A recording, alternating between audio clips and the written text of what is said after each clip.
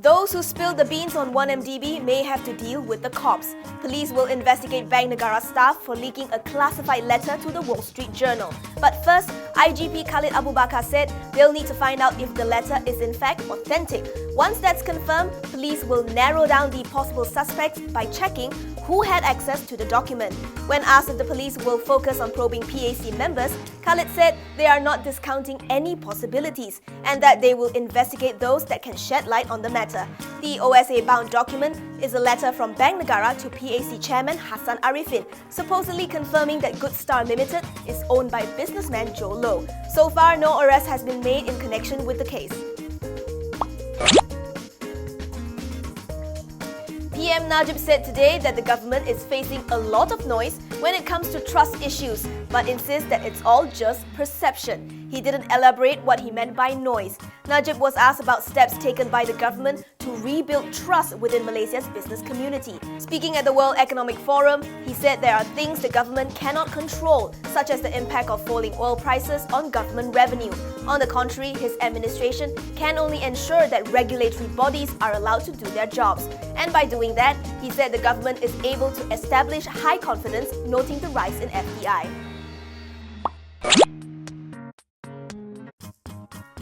Will you smoke less if cigarette boxes are less fancy?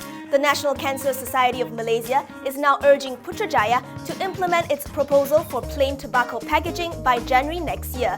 Looking at the success of similar policy in Australia, the NGO said unbranded packaging could help reduce the 20,000 deaths related to smoking each year. While the tobacco industry is crying foul, saying the move would increase smuggled cigarettes, the group cited data showing plain packaging didn't increase either supply or demand for contraband products.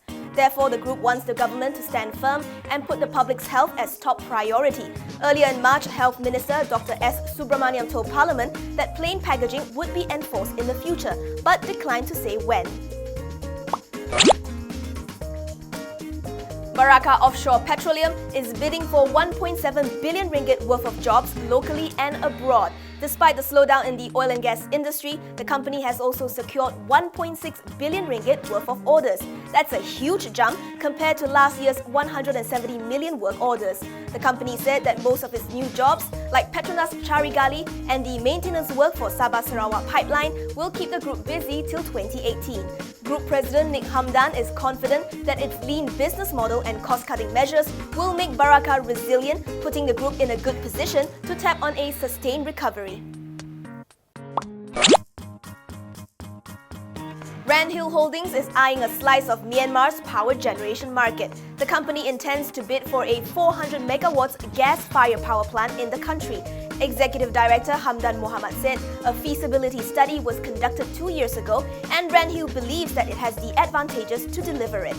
Hamdan initially thought the contract will be awarded via direct negotiation, but Myanmar government chose to open tender instead. Aside from that, the group is also expanding its power plant's capacity in Sabah by 200 to 300 megawatts, which includes a 30 megawatt renewable energy plant. He added that the move is in line with its long-term strategy to be a regional leader in the green and renewable energy sector.